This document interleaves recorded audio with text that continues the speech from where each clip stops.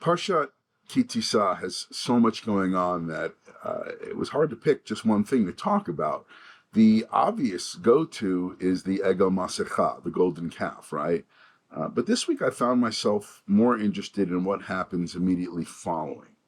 So what happens first, right? Moses, he comes down the mountain with the stone tablets, and he sees what's going on with the people and this false idol, and in a rage, he loses his cool and he throws the tablets, smashing them into bits.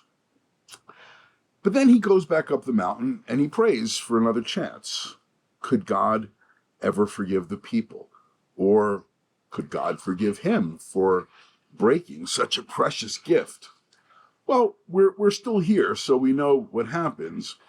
But God tells him to carve a new set, saying, Psol lecha shnei luchot avanim karishonim, carve 2 tablets like the first set, and I will inscribe upon the tablets the words that were on the first tablets, asher shibarta, that you broke, that you shattered, asher shibarta. Now, why does God have to add this little bit? Moses knows he broke them, for sure, and he's probably scared out of his mind about it. And Jewish tradition tells us that we're not supposed to remind people of their past mistakes. But here, God seems to be throwing it right up in Moshe's face, like when someone says, remember that lamp, the one that you broke?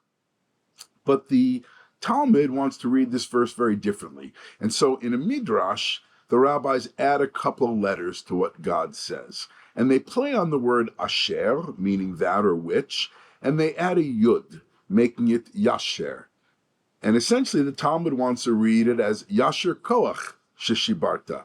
Yasher koach. That sound familiar? That's what we say to someone who does a mitzvah, who does something good, who does a good deed.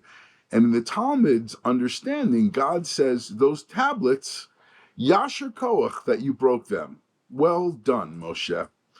Now, how could it be that God was pleased Moses broke these tablets? Well, maybe because the first set of tablets was written by God alone.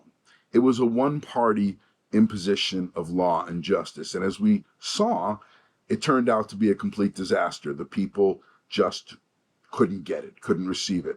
But this time, God has Moses carve the stones. The second set of laws was written as partnership between God and humanity. Law, authority, and ultimately justice must be cooperative. Righteousness can't be imposed. It's something that we work towards and we struggle to achieve.